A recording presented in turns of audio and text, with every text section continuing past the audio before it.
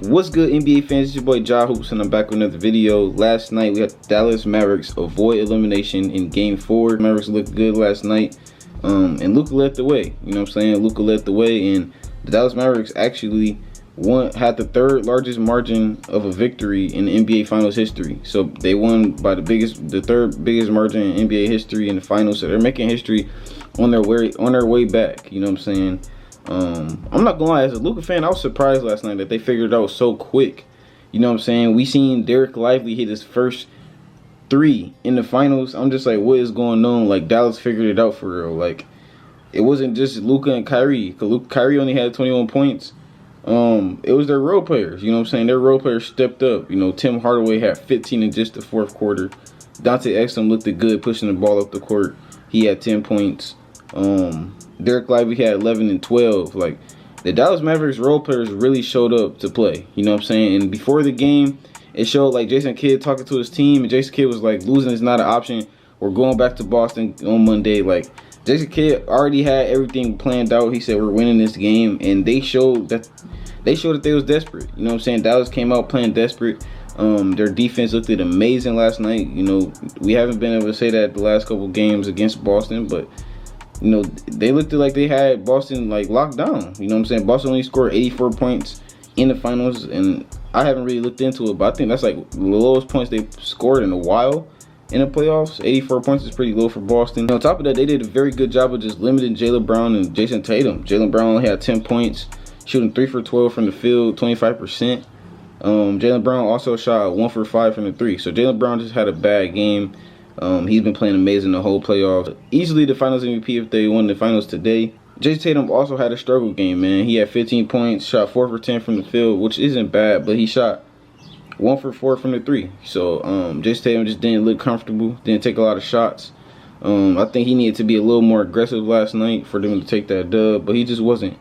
He wasn't aggressive enough, and other than Jaylen Brown and Jason Tatum, I mean, nobody else really played good. I mean, Hauser hit a couple. That guy Hauser on Boston has a strap. I'm not even gonna lie, I didn't know who Hauser was at the beginning of the finals, to be honest. But he's been waking me up. He had 14 points, just knocking down them threes, man. Like, Boston got some shooters over there, I would say that. But Boston just didn't shoot well from 3 as a team to the last game. And that, you know, ultimately made them crumble down and lose to the Mavericks. But yeah, like I said, Luka just led the way. 29 points, 5 rebounds, 5 assists. Had 3 steals. Like I said, Luka defense was looking kind of good last night. I think, you know, him getting fouled out of Game 3 really irked him off, and he was like, you know what, I'm gonna play some good defense. Like, he played some decent defense. As far as for Luka, you know what I'm saying? We know how bad of a defender Luka can be. So last night he really impressed me with just the way he kept his hands up. He got some good deflections, got some good steals on the run out. Yeah, man, he shot 46% from the field, and he also he did shoot very bad from the 3. He shot 0 for 8 from the 3. I didn't even notice that. Luka didn't score a shot from 3. And the Mavericks was feasting in the paint, especially in the first quarter. They was just driving it in. Kyrie was getting to his easy layups. Luka was bodying them down low. Like, the Mavericks knew what they wanted. You know what I'm saying? They wanted to go down low to ensure their points, and they did that. They did just that. And like I said, Kyrie was a good supporting cast. 21 points, 4 rebounds, 6 assists. Shot 55% from the field. He also struggled from 3, 1 for 6. But I think the biggest thing of last night is because I've been talking so much crap about Tim Hardaway. I've been talking about how the Dallas Mavericks should trade Tim Hardaway. I've been talking about how Tim Hardaway hasn't been effective at all this playoffs.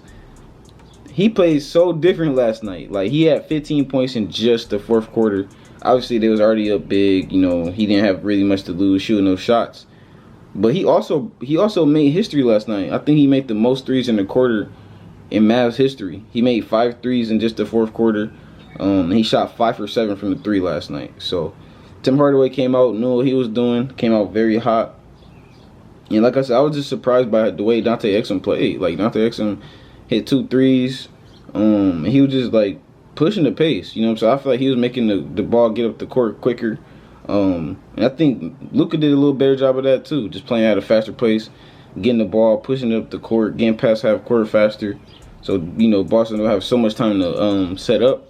I also think that Dallas had better ball movement this game, way better ball movement, because in Game 3, the Dallas Mavericks ball movement looked terrible. You know what I'm saying? The Boston Celtics ball movement looked a lot better. But Dallas came out today looking like, you know, they had a different game plan. They was moving the ball around. Everybody got shots. If I'm not mistaken, most of their role players scored. PJ Washington hit 2 threes. Like, I think Dallas low-key had an ideal game last night, and I think it's scary that Boston allowed them to get this one game, because now you have Luka and Kyrie with momentum. They're going back to Boston, so it's in favor of Boston. You know what I'm saying? And Kyrie statistically don't play good in Boston. These last couple games in Boston, Kyrie struggled. Game 1 and Game 2, he had 12 and I think like 14 or something like that. So Kyrie struggled Game 1 and Game 2 in Boston. So it's a little scary heading back to Boston. Hopefully Kyrie don't go back to Boston struggling or whatnot. We need Kyrie and Luka to come out in Game 5 and take care of business. Because if they take care of business in Game 5, it might be wraps. I'm not gonna lie, because you let a team come back from 3-0 and you let them get 2 wins, they're gonna have so much confidence. And yeah, man, I mean, just looking at Game 4, it looked like Dallas figured something out. You know what I'm saying? It looked like Dallas figured something out. And yeah, we just need, I ain't gonna lie, for Boston Celtics fans, y'all need Jason Tatum and Jaylen Brown to play a lot better in Game 2. They combined for, what, 25 points together. That's just very unusual. It's not usual for them guys to play that bad. So yeah, Kyrie and Luka gonna have to prepare for a fully loaded Boston Celtics team next game. And another thing that I was confused about is Porzingis was listed available for this game, but they did not play him. I guess they was only trying to play him in necessarily possessions or whatever, but they needed him. You know what I'm saying? When they was down 15 points in the first and second quarter, they could have used Porzingis offense, you know, maybe to spark something to come back, but maybe he just didn't feel good enough to play. I do think Porzingis not being in the game is a factor, because it's allowing Kyrie and Luka to get down in that paint how they want to. It allows them to get more aggressive, more confident. Yeah, man, I'm not gonna lie, I'm really proud of him. I'm really just out of words. Like, when I was watching the game last night, I'm like, damn, but like Dallas really putting belt to ass on Boston right now. And they haven't done this to any team in the playoffs. They haven't blown out anybody like this in the playoffs this season. So I was just like, holy moly, like, they're doing it to the Boston Celtics. They got enough in the tank to win this thing. I don't know why they're down 0-3. The way they played last night is how they should have been playing. Luka and Kyrie just finally got some help from their team. You know what I'm saying? That's really rare to see. You know what I'm saying? It's kind of sad that I have to say that, but on the usual, Kyrie and Luka carries the team offensively. Very good game from Tim Hardaway, Dante Exum, Derek Lively. I think those 3 guys was the X factors last night. And yeah, man, Derrick Jones Jr. didn't have to do too much.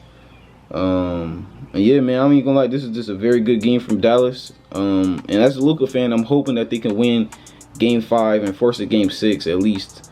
And it'll be nice to see this thing go to 7 and for Dallas to take this thing and Luka to get his first chip. For Luka to get his first chip in this fashion will be insane. Like, no team in NBA history has ever came back from 0-3 in any situation. So for them to do that in the finals with Kyrie, I think it's possible with these 2 players. And if anybody could do it, it's Luka and Kyrie. I think Luka and Kyrie just got that clutchness. They got the skill for it. So yeah, man, if you guys enjoyed today's video, do me a big favor, smash the like button, leave me a comment down below. And hit the subscribe button if you're new. You know what I'm saying? A lot of NBA content coming your way. Even after NBA finals, I plan on to stay consistent on my NBA content. I'm gonna keep you guys filled in on the off season, but for right now, we're gonna stay on the finals. And yeah, you guys let me know down below in the comments what you think is gonna happen in Game 5. I hope you guys enjoyed today's video, and I'll see you in the next one. You dig?